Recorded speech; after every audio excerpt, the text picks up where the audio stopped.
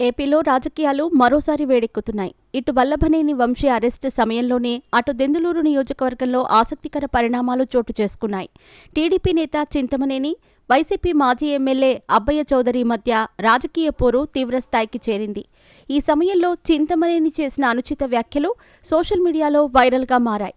ఈ వ్యవహారంపైన CM Chandrababu MLA చింతమనేనిపై serious అయ్యారు. బిజీగా గడుపుతున్న లైఫ్ లో చిన్న బ్రేక్ తీసుకుని ఎంజాయ్ చేయాలి అనుకుంటున్నారా? అయితే వెంటనే ఆర్వీ వెకేషన్స్ ప్రైవేట్ లిమిటెడ్ ని సంప్రదించండి. మరిన్ని డీటెయిల్స్ కోసం సంప్రదించండి 7997979960. అధికారంలో ఉన్నామని గుర్తుంచుకోవాలని హెచ్చరించారు. ఇదే సమయంలో చింతమనేని చేసిన వ్యాఖ్యలు సంచలనంగా మారుతున్నాయి. దెందులూరులో తాజాగా చోటు చేసుకున్న పరిణామాలు వివాదాస్పదంగా మారాయి. ఒక వివాహ వేడుకకు హాజరైన దెందులూరు ఎమ్మెల్యే చింతమనేని అక్కడ కారు అడ్డంగా ఉంచటంపైన అబ్బయ్య చౌదరి కారు డ్రైవర్ పైన దుర్భాషలాడారు. చింతమనేని చేసిన అనుచిత వ్యాఖ్యలు సోషల్ మీడియాలో వైరల్ అయ్యాయి.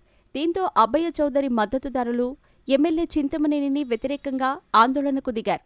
ఈ ఘటన నేపథ్యంలో సీఎం చంద్రబాబు సీరియస్ అయ్యారు. పార్టీ కార్యాలయంలో సీఎం చంద్రబాబును చింతమనేని కలిశారు. తాజాగా ఈ ఘటనపైన చింతమనేని వివరణ ఇచ్చారు.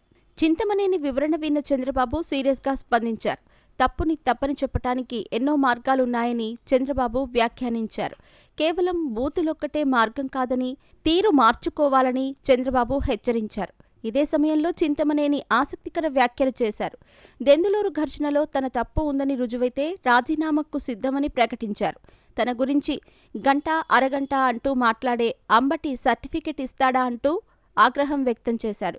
సుకన్య సంజనల సర్టిఫికెట్ పొందిన అంబటి స్థాయి అందరికీ తెలుసని వ్యాఖ్యానించారు. నోరుంది కదా అని ఆంబోతులా రంకెలు వేయటం ఇకనైనా మానుకోవాలని సూచించారు. ఇలా రంకెలేస్తేనే ప్రజలు కాల్చి పెట్టిన వాతలు చూపించుకోలేదని, దుస్థితిలో వైసీపీ నేతలు ఉన్నారని మండిపడ్డారు.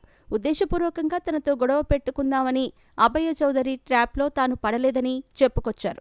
పోలవరం కాల్వ బాధితులకు చెల్లించాల్సిన 6 కోట్లు ఎగ్గొట్టే కుట్రలో భాగంగానే తనతో గొడవకు ట్రాప్ పన్నారని చింతమనేని వ్యాఖ్యానించారు. కోడెల కుటుంబ సభ్యులతో మాట్లాడి ఆయన చావుకు కారణమైన వారి చర్యలకు నేను కేసు పెడతానని చింతమనేని వెల్లడించారు. కోడెల శివప్రసాద్ చనిపోవటానికి కారణమైన అంబటి రాంబాబు, జగన్లపై ఇప్పుడైనా 306 సెక్షన్ కింద కేసు పెట్టాలని ప్రభుత్వాన్ని కోరుతున్నట్టు చెప్పుకొచ్చారు.